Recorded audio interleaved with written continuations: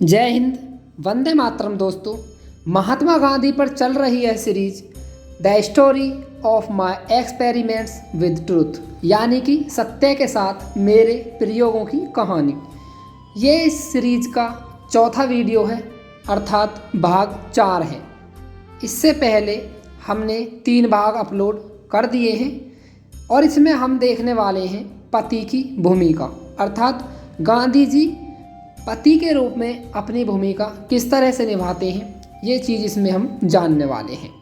तो शुरू करते हैं इन शब्दों के साथ। गांधी जी कहते हैं, मेरी शादी के दौरान छोटे पर्चे जिसका दाम 1 पैसा या 1 पाई होता था, मुझे सही तरह से याद नहीं है कितना, सबको दिए जाते थे, जिसमें वैवाहिक प्रेम, बचत, बाल विवाह और अन्य विषयों के बारे में लिखा रहता था। जब कभी भी मुझे यह दिखते, मैं उसके हर पन्ने को देखता। यह मेरी आदत में शुमार था कि जो चीज़ मुझे पसंद नहीं होती वह मुझे याद नहीं रहती थी, और अपनी पसंद वाली चीज़ को मैं याद भी रखता था और उसे वास्तव में करता भी था। पत्नी के प्रति जीवन पर्यंत निष्ठावान रहना इन पर्चों में लिखा रहता, जो कि पत्नी के कर्तव्यों में शामिल था। यह सब मेरे दिल में स्थायी रूप से छप गए थे। यही नहीं, मेरे अंदर सत्य के प्रति जुनून बसा हुआ था और उसके प्रति किसी भी प्रकार का नकीलापन का तो कोई प्रश्न ही नहीं था, और उस कम उम्र में तो मेरी उसके प्रति बेईमानी असंभव थी। लेकिन निष्ठावान पाठ का एक प्रतिकूल प्रभाव भी था। यदि मैंने अपनी पत्नी के प्रति निष्ठावान रहने का वचन लिया था, तब उसे भी मेरे प्रति निष्ठावान रहने का वचन देना होगा। मैंने मन ही मन स्वयं से कहा। इस विचार ने मुझे एक ईर्ष्यालु पति बना दिया। उसके कर्तव्यों को आसानी से मैंने अपने अधिकारों में बदलकर उससे निष्ठा प्राप्त कर ली। मेरे पास उस पर विश्वास करने का कोई कारण नहीं था, लेकिन ईर्ष्या किसी कारण का इंतजार नहीं करती। मैं हमेशा उसके आने जाने पर नज़र रखता। इस प्रकार वह मेरी आज्ञा के बिना कहीं भी इधर उधर नहीं जा सकती थी। इसने हम दोनों के बीच कड़ी लड़ाइयों का बीज बोया। इस प्रकार की रोक टोक एक प्रकार की कैद थी, और कस्तूरबाई ऐसी लड़कियों में नहीं थी जिसे आसानी से दबाया जा सके। उसने जहाँ उसका मन हुआ बेरोक टोक जाना जारी रखा। जितनी ज़्यादा पाबंदियाँ मैं उस पर लगाता, उतनी ही ज़्यादा वह आज़ादी से घूमती, और इससे मैं उससे ज़्यादा ही उलझता रहता। इस प्रकार एक दूसरे से बातचीत न करना, हम जो कि विवाहित बच्चे थे, दिन प्रतिदिन का नियम बन गया। मेरा विचार है कि मेरी रोक टोक से बेफिक्र होकर घूमना यह कस्तूरबाई की मासूमियत थी। कैसे एक निश्चल लड़की मंदिर या दोस्तों के पास जाने में किसी प्रकार की रोक टोक को स्वीकार करती। यदि उसे रोकने या नियंत्रित करने का अधिकार मुझे था, तो उसके पास यही अधिकार क्यों नहीं। आज मेरे सामने यह सब स्पष्ट है, लेकिन उस समय मुझे एक पति के रूप में अच्छी तरह से अधिकार जमाना था। फिर भी पाठकगण यह न सोचे कि हमारा जीवन एक निरंतर कड़वाहट से भरा था। मेरे इस अंकुश का आधार मेरा उसके प्रति प्रेम था।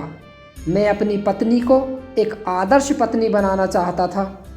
मेरा ध्येय था कि वह एक शुद्ध जीवन जिए, वह सब सीखे जो मैं सीख रहा था, और अपने जीवन और विचार को मेरे साथ मिलाकर चले।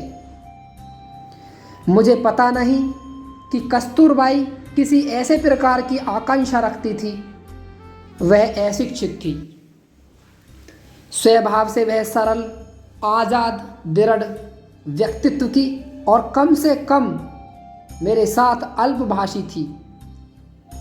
वह अपने अज्ञान के लिए बेचैन नहीं थी, और जहाँ तक मैंने अध्ययन किया है कि वह कभी एक ही तरह के रोमांच के लिए आतुर नहीं रही थी। इसलिए मुझे लगता है कि मेरा पूरा लक्ष्य एक तरफा था।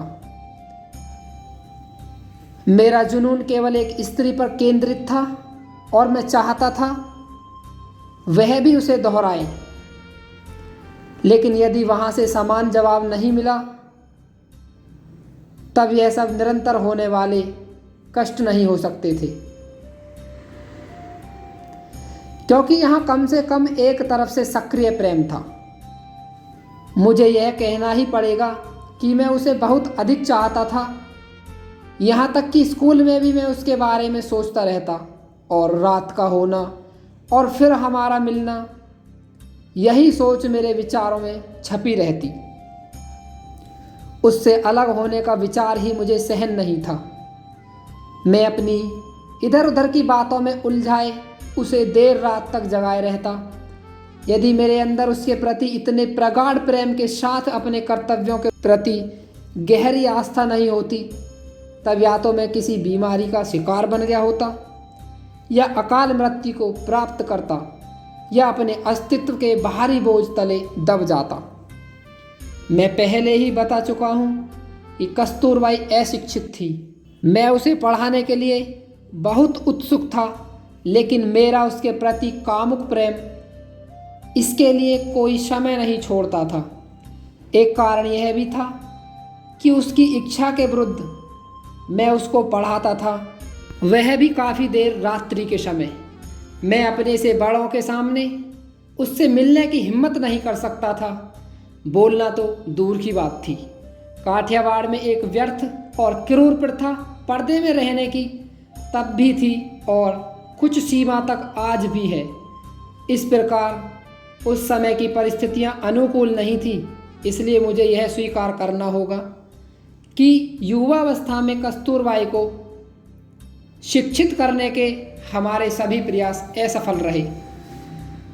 जब मैं अपनी कामुकता की निद्रा से जागा तब तक मैं सामाजिक जीवन में कूद चुका था, जिससे मेरे पास खाली समय नहीं रहता था।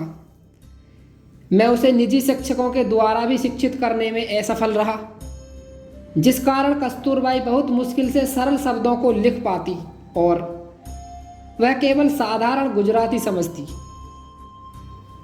मुझे पक्का विश्वास है कि मेरा उसके प्रति प्रेम पूर्ण रूप से कामुकतापूर्ण था।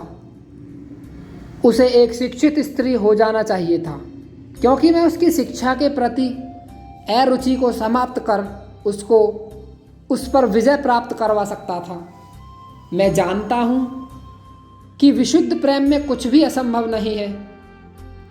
मैंने एक परिस्थिति का वर्णन किया है जिसने मुझे कामुक प्रेम के खतरों से कमोबेश बचाया था। यह एक अन्य घटना भी ध्यान देने योग्य है।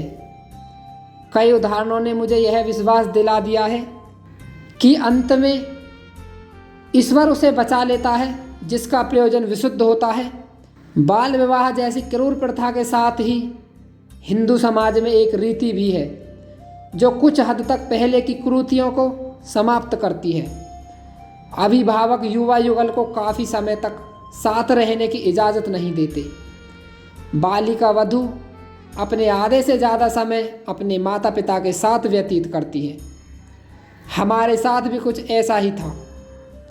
कहने का तात्पर्य है कि हमारे विवाह के 5 वर्ष का विवाहित जीवन, यानी कि 13 वर्ष की उम्र से 18 वर्ष की उम्र तक की अवधि, इसमें हम 3 वर्ष से ज़्यादा समय तक साथ नहीं रहे।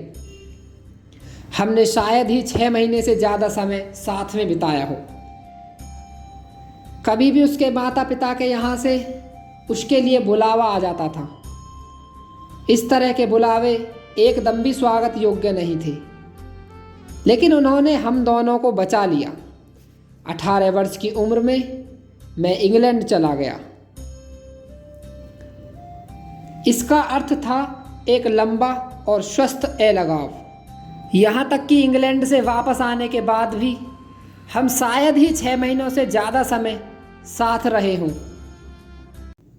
क्योंकि मैं राजकोट और बम्बई के बीच आता जाता रहता था। फिर भी दक्षिण अफ्रीका से मेरे लिए बुलावा आया, जिसने मेरी कामुक भूख को काफ़ी कुछ मुक्त कर दिया था। आज के इस एपिसोड में बस इतना ही। अगले एपिसोड में हम बात करेंगे हाई स्कूल में गांधी जी, यानी कि गांधी जी हाई स्कूल में किस तरह से रहे, कैसा उनका जीवन रहा, ये सारी चीज़ों पे हम अगले एपिसोड में चर्चा करेंगे। जय हिंद, वंदे मातरम।